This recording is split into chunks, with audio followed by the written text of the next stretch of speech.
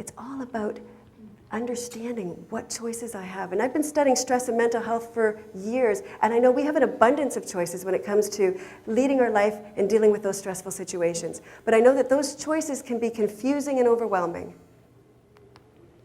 That's where the SOS principle comes in. The SOS principle is a series of categories that give us some strategies that help us to be able to live our life, to be able to deal with those stressful situations. They give us the tools in our tool belt so that we can live our life and be healthier and deal better. So let's start. The first S, SOS. The first S stands for situation. What are you going to do about the things that are causing you stress? Can you problem solve them? Can you break them down? Can you get rid of them? Can you let them go? Can you delegate them off to somebody else? Can you negotiate around them? Can you gather up more information so it's easier to solve? Situation. The O. The O stands for Ourself. What are you doing to take care of yourself? There's a saying that I like that says, how thin can I spread myself before I no longer exist? How thin can I spread myself before I no longer exist? For many of us, we're in that caregiving role, and it's easier to take care of other people, but we often neglect our own needs, don't we? But if we want to be able to take care of the people around us, we have to be able to take care of ourselves. So the O stands for how do we take care of ourselves? How do we give ourselves a break? How do we minimize the impact that that stress is having on us? So are you eating right? Are you sleeping right? Are you exercising?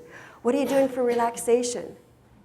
When was the last time that you had so much fun or you got caught up in a hobby that time just slipped away? If you feel it in your neck and shoulders, what are you doing to get rid of it? If you feel it in your stomach, what are you doing to minimize it? Situation, Ourself, and then the last S stands for support. Who are you talking to? Who are you venting to? Who are you asking for help from? Who are you socializing with? Who are you playing with? What do you believe in? Who are you connected to?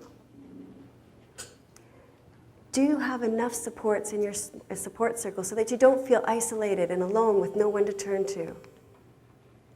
We need to rely better on our supports. We need to learn how to communicate with our supports. We need to stop assuming that they know what we're thinking, what we're feeling, when we need help. We need to be assertive with our supports, but not get so defensive that sometimes we attack our supporters. We need to be able to say what we mean what we say, but not be mean when we say it. Another quote that I like.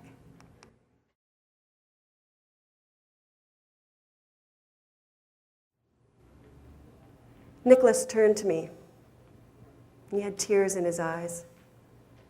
And he said, "Mummy, you've crumpled my heart. And you can't uncrumple somebody's heart."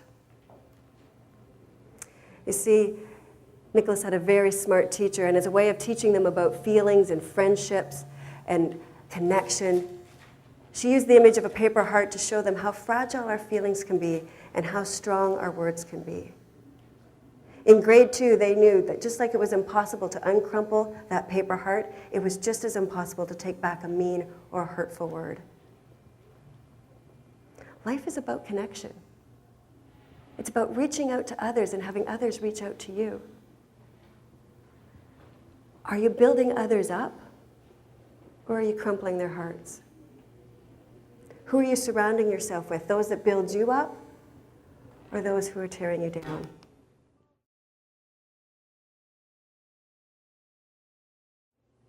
Now, my clients have told me that the SOS principle has transformed the way that they deal with their life. SOS, situation, Ourself, support. These 3 questions, what are you going to do about the situation? How are you going to take care of yourself? And who's there to support you?